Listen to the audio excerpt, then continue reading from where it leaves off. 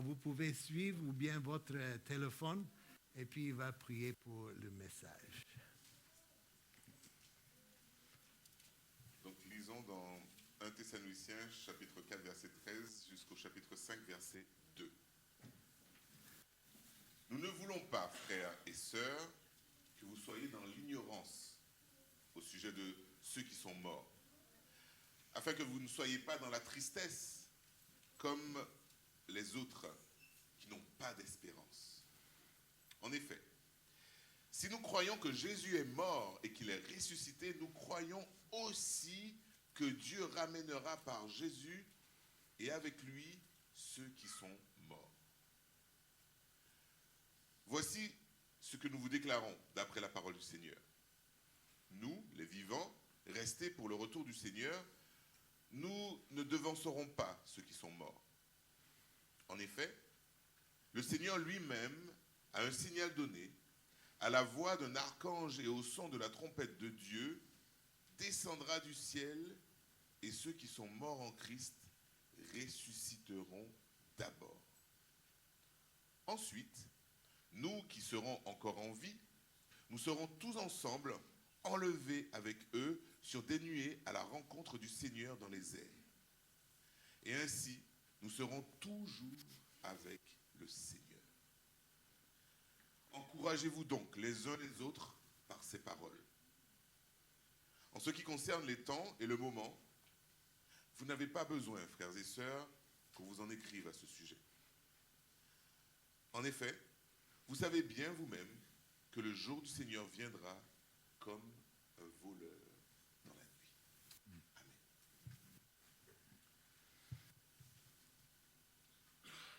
Oui, Père Céleste, c'est en toute humilité que nous venons devant toi face à ces paroles, riches, pleines d'enseignements que tu nous as laissés.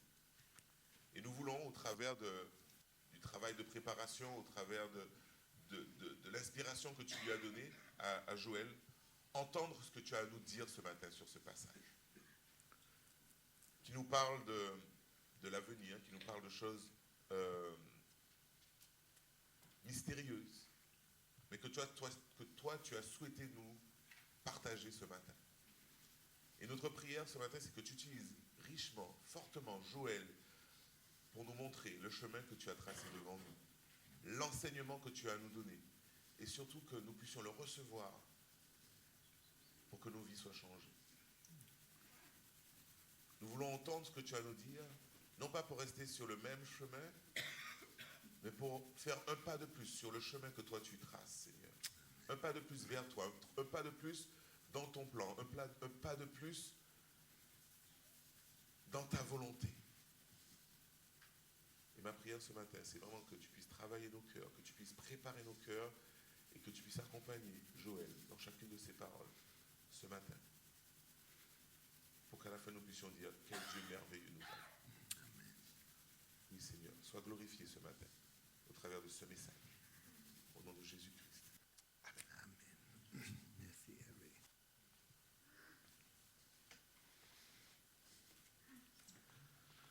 Il y a derrière les plans de message, si ça vous aide à suivre en allant, prendre note, ça est là pour vous.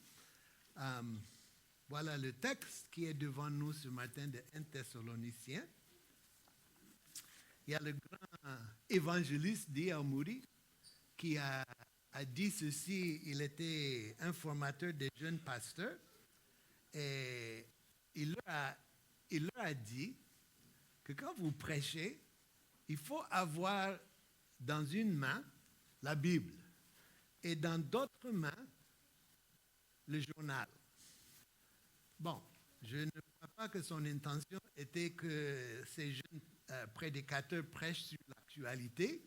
Son idée était que nous devons prêcher la Bible telle qu'elle s'applique à la situation qu'on vit. Je ne pense pas que ça sera une surprise pour vous ce matin si je vous dis que le monde, ça va mal. Ça va c'est en train de vaciller, de chanceler. Ce n'est pas étonnant. Jésus a alerté ses disciples qu'un grand nombre de choses se passaient et on les voit avec nos yeux. Il a parlé de guerre et des rumeurs de guerre. Je crois qu'il y en a. En Israël, les Palestiniens, en Ukraine, au Niger, au Mali, au Burkina Faso, ça crie autour de nous. Jésus a parlé des tremblements de terre, des ouragans, des incendies, des inondations, et j'en passe. Vous n'avez pas besoin d'un diplôme pour voir qu'on est dedans. Au milieu de tout ce chaos, Jésus nous appelle, en tant que ses enfants, à vivre comme un peuple porteur d'espoir. Mais comment? L'espoir fondé dans quoi? Mais je crois que la fondation de notre espérance, c'est la promesse de Dieu que Jésus revient. Peut-être vous me dites, Pasteur Joël, c'est bon tout ça là, mais depuis 2000 ans, on parle de ça. Jusqu'à là, on n'a rien vu. Jésus a dit à ses frères un jour, si vous vivez au moment de Noé, le seul jour où il faut avoir raison, c'est le jour où la pluie a commencé. Tous les autres jours, si tu avais raison, peu importe, quand la pluie vient, c'est fini. Et de même, il dit que ce jour viendra, même si il nous semble que c'est lent, ça vient. Pour même diminuer la fiabilité de cette promesse de Jésus, tous les 2 ou 3 ans, il y a une personne qui se lève pour prédire le jour et l'heure de la venue de Jésus-Christ. Peut-être vous vous rappelez, en mai 2011, aux États-Unis, il y a un monsieur Harold Camping, un prédicateur radio de 89 ans. Il avait calculé avec beaucoup d'assurance le jour de retour de Jésus-Christ, le 21 mai 2011. Certains de ses disciples ont donc quitté leur emploi. Ils ont même vendu leur maison pour se préparer ce grand jour. Ils ont vendu tout ce qu'ils possédaient pour faire passer le message. 5000 panneaux d'affichage, 100 millions, j'ai bien dit 100 millions de prospectus traduits en 61 langues différentes. Des brochures portant la mention réservée cette date. Jésus revient. Le 21 mai est venu. Bon, je n'ai pas besoin de vous dire que Jésus n'est pas arrivé ce jour-là. Le 12 mai, un journaliste a tapé à la porte de monsieur. Monsieur Camping, ta journée d'hier, comment ça a été?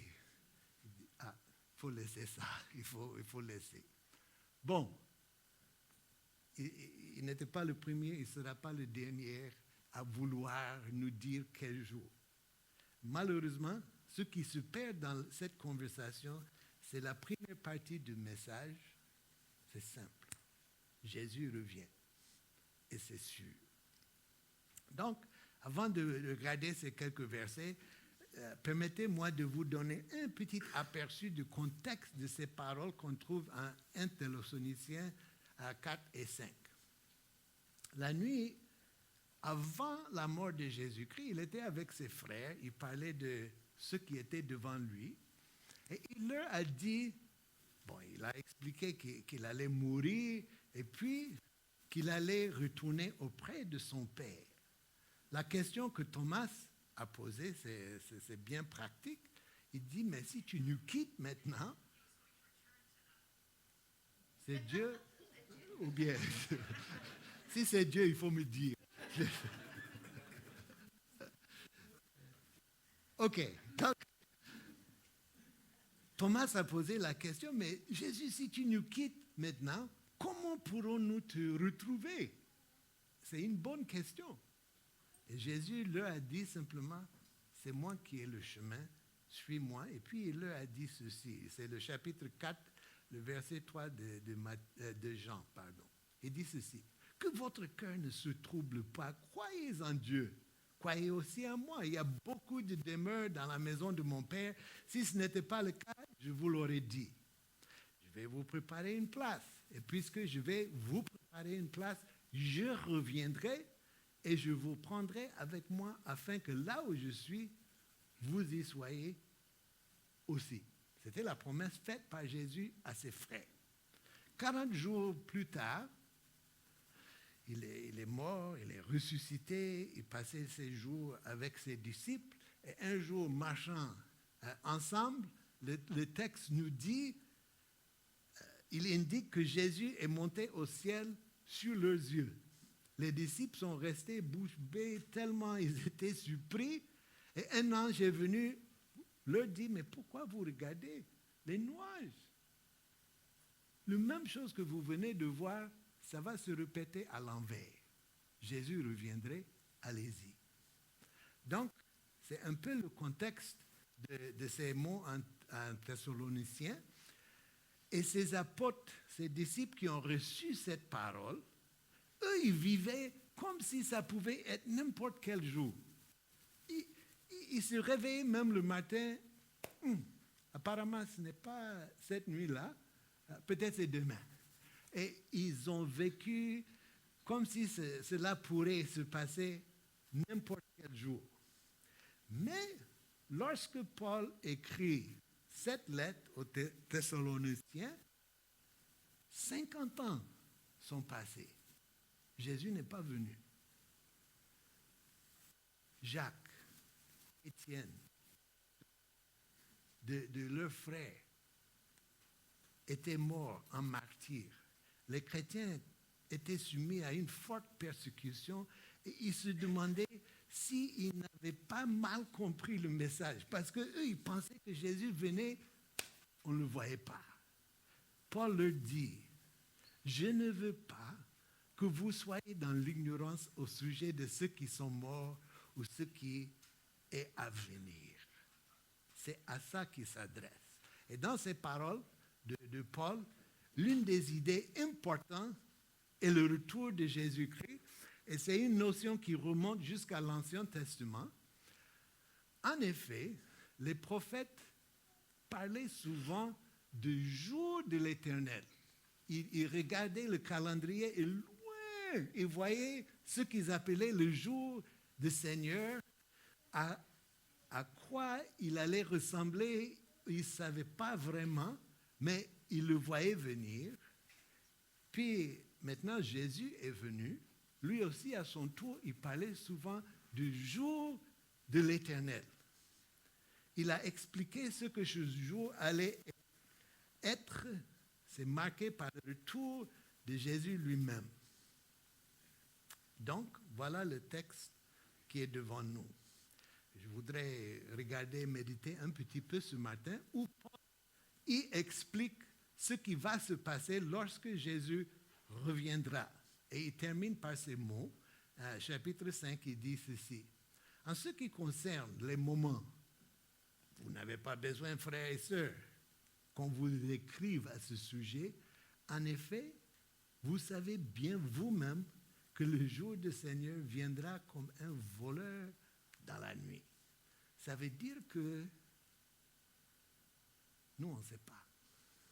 On sait que ça va venir, mais les voleurs dans la nuit, on ne s'attend pas à leur arriver. Je crois que c'est 318 fois dans le Nouveau Testament, le retour de Jésus est mentionné. La certitude du retour de Jésus, je ne sais pas quand vous entendez ça, ce que ça provoque en vous. Peut-être ça fait peur. Ah! Mais Paul dit que ce n'est pas pour faire peur, mais plutôt pour apporter de l'espoir et de réconfort et de clarté. Voilà. Donc, on va voir quelques idées dans le texte qui est devant nous. Première chose que le texte nous dit, c'est que le jour du Seigneur est imminent. Imminent, ça veut dire que ça peut être avant la fin du message. Très souvent, quand j'étais à l'université, pendant les examens, j'ai prié que ça n'a qu'à arriver ce soir même, c'est bon. Ben, c'est lui seul qui connaît le jour. Mais ce que le texte nous dit, c'est imminent. Mais qu'est-ce que ça veut dire imminent? C'est simplement pour dire qu'à tout moment, ça peut arriver. La Bible, en fait, contient un calendrier prophétique. Ça veut dire ce que les prophètes ont annoncé. Dans l'Ancien Testament, nous voyons beaucoup des événements annoncés par les prophètes. Il y en a beaucoup. Les prophètes, par exemple, ont annoncé à un moment donné que le jugement de Dieu et la captivité de son peuple à Babylone allait arriver. Et exactement comme ils avaient dit, prédit, c'est arrivé. À un moment donné, les prophètes avaient annoncé que le peuple reviendrait en Juda et qu'il rebâtirait le temple. Et c'est ce qui est arrivé. Néhémie, un des prophètes, dirigeait le peuple au retour. Les prophètes avaient prédit la venue de Jésus-Christ. Il y a plus de 300 prophéties concernant l'arrivée de Messie. Il y en a qui ont été dites 700, 800 ans avant son arrivée, le lieu de sa naissance. Tout a été dit et ça a été accompli. Mais on peut se poser la question, après la venue de Jésus, après sa mort et sa résurrection, quels sont les prochains événements que les prophètes ont annoncés? Il n'y en a pas. Que le retour de Jésus-Christ. Donc, nous vivons dans un moment dans l'histoire où c'est imminent. Il n'y a pas d'autre chose. On n'attend pas les élections. On n'attend rien que le jour de son retour. Et c'est pourquoi le texte nous dit que c'est imminent. Il n'y a pas d'autres événements annoncés. Le prochain rendez-vous est le retour de Jésus. Il revient pour chasser le mal de la terre, ainsi que le diable, et établir une fois pour toutes son royaume éternel. Bon, ce n'est pas seulement la prochaine action de Dieu, mais c'est bel et bien la seule. C'est tout ce qu'il attend, c'est qu'une famille de toutes les nations soit dans sa famille. Et puis Matthieu 24 nous dit qu'il va revenir. Donc, première chose qu'on voit, c'est que son retour est imminent. Deuxième chose, c'est que ça nous donne de l'espoir. Comme j'ai dit tout à l'heure, quand on parle de l'espoir et l'espérance, bibliquement parlant, il n'y a pas de peut-être dedans. Ce n'est pas si, non, il n'y a pas de peut-être. Si Dieu l'avait dit, c'est oui et amen. Et notre espérance est enracinée dans cette vérité. D.L. Moody, l'évangéliste, a dit à ses frères, pendant ces derniers jours, on savait que la fin s'annonçait. Il a dit, chers frères, bientôt vous lirez dans les journaux que D.L. Moody est mort. Ne le croyez pas pour un instant. Je serai plus vivant que jamais. Et c'est ça l'espérance, que notre vie physique ici, ce n'est pas la fin. C'est quand on arrive chez nous, chez lui à la maison. Donc, le verset 13 dit ceci. Frères, nous ne voulons pas que vous soyez dans l'ignorance de ceux qui s'endorment, ni que vous affligiez comme le reste des hommes qui n'ont pas d'espérance. Notre espérance est simplement dans le fait que la promesse de Dieu, c'est que cette histoire a un fin, et le fin, c'est son retour. Paul nous invite à vivre en ayant en vue la gloire de Dieu. Parce que nous connaissons déjà la fin de l'histoire. Il dit ici que la trompette sonnera. Je me souviens, quand j'ai fini mes études en faculté, je devrais trouver une église dans laquelle je pouvais travailler et j'étais invité à une interview dans une église en Pennsylvanie, d'où viennent nos amis, mais dans un petit village au fin du monde. Bon, ce n'est pas le fin du monde, mais tu peux voir le fin du monde de là. Et je suis parti. Moi, j'ai grandi toute ma vie dans les grandes villes. Et maintenant, je me trouve dans ce petit village. La première nuit, je me suis endormi et à 3 heures le matin, je me suis réveillé. Mais il n'y avait même pas un son. C'était un calme. Moi-même, est-ce que Jésus est revenu? J'ai raté. Et puis je me suis souvenu de ce texte qu'il y aura une trompette. Donc, ce n'est pas grave, je n'ai rien raté. La trompette sonnera, il y aura un grand cri. Jésus arrivera monté sur un cheval blanc. Cette fois-ci, il change d'animal. Il vient comme le roi. Et ceux qui sont morts, le texte dit, en gardant leur foi en Christ, ressusciteront. C'est ainsi que nous devrions envisager notre avenir. Mais quand la Bible dit que Jésus revient, pratiquement, qu'est-ce qui va se passer? À quoi la Bible fait-elle référence lorsqu'elle parle de retour de Jésus-Christ? Bon, quelques idées qu'on voit dans le texte. Première chose qu'on voit, c'est qu'il revient pour chercher les siens. Il faut bien noter ça. Des fois, on donne l'impression que Jésus vient régler ses comptes.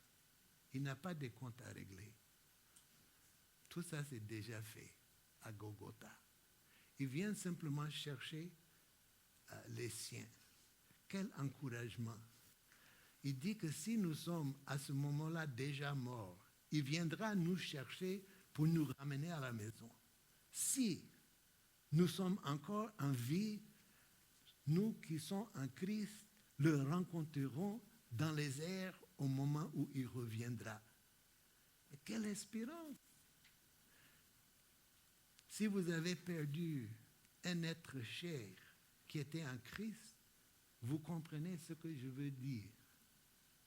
Que cette espérance, ça vous donne quelque chose sur lequel vous pouvez mettre vos pieds. Il vient pour les siens.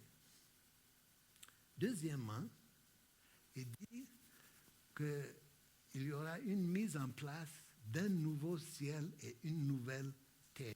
Tout sera renouvelé. Nous vivrons dans les corps ressuscités. Des fois, quand on pense au ciel, on pense être dans la présence de Dieu, on a des idées. Bon, est-ce que c'est physique? Est-ce que... Oui, c'est plus physique que ce qu'on vit maintenant. Ça sera... Tim Keller dit que maintenant, on a 6 sens. On peut voir, on peut entendre. Là, on aura 100 et plus. Parce qu'on sera dans sa présence. Et c'est et physique, et spirituel, et tout. Donc, il va rétablir son royaume. La venue de Jésus, le texte dit, doit être une source de réconfort. Mais comment ça nous réconforte? En fait, être réconforté est d'abord enraciné dans la présence de Dieu. Quand on souffre, de quoi avons-nous besoin? On a besoin de quelqu'un qui accepte venir être présent avec nous. Et en fait, son retour, le réconfort, c'est qu'on sera présent avec lui éternellement. Le réconfort est fondé dans sa présence. Souvent, en pensant à son retour, la question que les gens se posent est la suivante. Quand Jésus reviendra-t-il? Comme j'ai dit tout à l'heure, si vous avez la réponse, vous avez tort. Parce que personne ne connaît ni l'heure. Et ce n'est même pas la question importante. La Bible ne nous répond pas à cette question, mais elle est pleine d'images et de promesses qui nous expliquent le pourquoi. Pourquoi Jésus revient? Écoutez ces déclarations du texte que nous lisons dans ce texte. Si vous avez les notes, vous voyez ces 3 textes. Il dit ceci. En effet, puisque nous croyons que Jésus est mort et ressuscité, nous croyons aussi que Dieu ramènera par Jésus et avec lui ceux qui sont morts. Il continue le verset 17. Ensuite, nous qui serons restés en vie à ce moment, nous serons enlevés ensemble avec eux dans les nuées pour rencontrer le Seigneur dans les airs. Et il finit en disant, ainsi nous serons pour toujours avec le Seigneur. Jésus ne vient pas pour montrer sa puissance. Il n'en a pas besoin de le faire. Il est le Tout-Puissant. Il n'a pas besoin de votre validation, ni de la mienne, ni de qui que ce soit. Il ne vient pas pour montrer sa puissance, c'est déjà évident. Il ne vient pas. Je ne dis pas qu'on ne va pas voir sa puissance, on va le voir. Mais ce n'est pas la raison pour sa venue. Il ne vient pas parce qu'il est en colère. Il ne vient pas pour faire la guerre.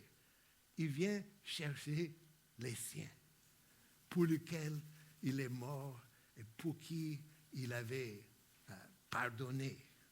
Donc,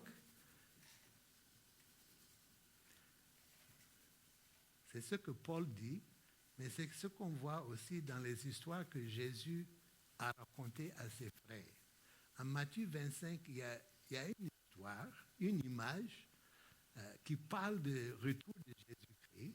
Et l'image utilisée, c'est l'image d'un mariage. Il y a des gens qui attendent l'arrivée de l'époux dans un mariage, et dans le métaphore, ça nous aide à percevoir un peu autour de son retour. Dans l'histoire, Jésus est appelé l'époux. Il va revenir pour chercher son épouse. L'image est celle d'un banquet de mariage. Est-ce que c'est frappant ça, qu'il pouvait utiliser beaucoup d'images. Jésus pouvait utiliser une métaphore militaire, mais il a choisi l'image d'un mariage. Ce qu'il essaie, je crois, de dire à travers cette parabole, c'est ceci. Préparez-vous. Soyez préparés. Préparez-vous à croire pour que quelque chose que vous n'avez jamais osé imaginer, être courtoisie, embrassé par le Seigneur de l'univers. Extraordinaire. Pourquoi il revient? Il revient pour être avec les siens et les avoir avec lui. Rappelez-vous les paroles de Jésus à Thomas. Il a dit ceci. Je reviendrai et je vous prendrai avec moi afin que là où je suis, vous y soyez aussi. La fin de l'histoire est décrite comme un banquet de noces. Et ainsi, je ne sais pas si c'est comme ça que vous envisagez votre relation avec Dieu, avec Christ. Mais c'est ce qui nous révèle. Il est vrai, je crois que cette dimension qui caractérise la foi chrétienne est différente que toutes les autres religions. Les autres religions invitent à l'obéissance, à la soumission, mais elles ne parlent pas de l'intimité. Jésus nous appelle à l'intimité, à l'amour et à l'affection. Pourquoi Jésus revient? Il vient pour chercher ses enfants. Et ceux qui sont en Christ seront avec lui à l'éternité. C'est ça la promesse. Qu'est-ce qu'on doit faire alors? Merci d'avoir posé la question. Je vais essayer de répondre. Si c'est vrai,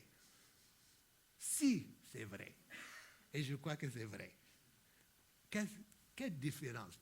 Comment c'est pratique? Oui, on croit ça, mais aujourd'hui et demain, qu'est-ce que je dois faire? Première chose que le texte nous dit, il faut attendre. Attendez. Le verset 13 de Matthieu 25 nous dit ceci. C'est pourquoi, ajouta Jésus, tenez-vous en éveil, car vous ne savez ni le jour ni l'heure de ma venue. Ah, mais comment peut-on en même temps attendre et être prêt à bouger en même temps? Comment peut-on rechercher de tout cœur le royaume de Dieu et rester patient dans cette attente? En fait, l'attente dont parle la Bible est une attente active. À notre arrivée en Côte d'Ivoire, on était à Abidjan, dans la capitale, et de temps en temps, on prenait quelques jours pour nous reposer. La mission avait un guest house, peut-être 4-5 heures d'Abidjan à San Pedro sur la plage. Donc, pour aller nous reposer un peu, on prenait quelques jours pour y aller. Et très souvent, quand on était là, Hélène et moi, on marchait dans les environs. Et derrière le guest house où on était, sur une colline, on a trouvé, si je dis villa, c'était un château. Et c'était beau.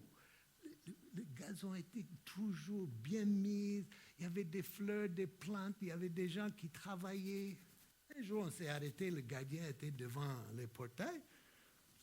Mais monsieur, la maison, c'est pour qui? Il dit non. La maison, c'est pour Madame Oufoué, la femme du président. Il était président en Côte d'Ivoire pendant une 30aine d'années. Il dit, ah bon? Il dit, mais c'est beau. Il dit, ah mais on a toute une équipe, on est 9-10. On a 2 cuisinières, on a 3 qui tiennent le jardin, il y a des gardiens, toute l'équipe.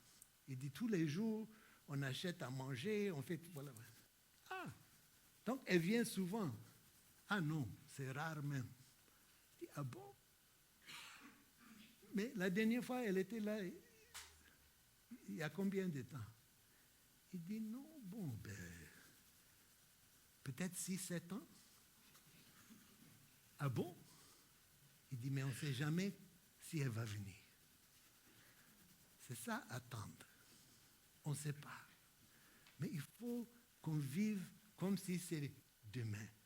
Parce qu'il n'y a pas quelque chose d'autre qui est important que son retour. J'ai amené mon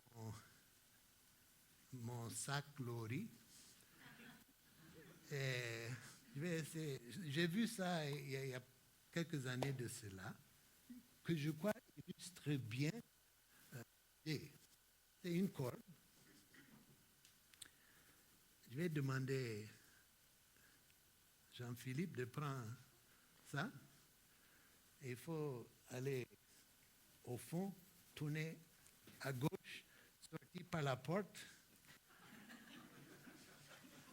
et continuer jusqu'à ce qu'il n'y ait plus de corde. Bon, il ne faut pas quitter les gavins, mais... Il y en a encore, il y en a encore. Au revoir. Oh, la corde, voilà. Bon, c'est bon, c'est bon, c'est bon. Imaginez, Jean-Philippe, tu m'entends? D'accord. Il faut rester là. Imaginez que cette corde, ça représente l'éternité. Ça, c'est difficile pour nous. Une idée est difficile pour nous même à comprendre, à saisir. Quand moi, je me mets à réfléchir sur l'éternité, ça me donne mal à la tête. Parce que nous, on ne connaît pas ça. Mais la Bible nous dit que quand Jésus vient pour prendre les siens, c'est pour être avec lui éternellement. Donc, imaginez cette corde, c'est l'éternité, c'est loin. C'est même plus loin que ça, Jean. C'est jusqu'aux États-Unis, et voilà. Mais cette partie de corde, ça c'est ma vie, votre vie terrestre. Il nous semble des fois que c'est long. Et il se peut que ça soit 2 ans, 20 ans, 30 ans. Il y en a qui vont jusqu'à 100 ans. Mais malgré ça, par rapport à l'éternité, ce n'est rien ça. Et on passe la plupart de notre temps à nous focaliser sur ça. Et on ne pense pas à ça. Et l'espérance, c'est que cette partie est déjà garantie. Et il nous invite à vivre comme si c'est ça même, notre espérance et notre vie. Donc, quand la Bible, merci beaucoup, quand la Bible dit « attendez », ce n'est pas une attente assis en train de dormir. C'est une attente comme si, ah oui, ben, on ne sait pas, mais je vais vivre comme si c'est demain. Deuxième chose que Paul nous dit, il dit « réjouissez-vous ».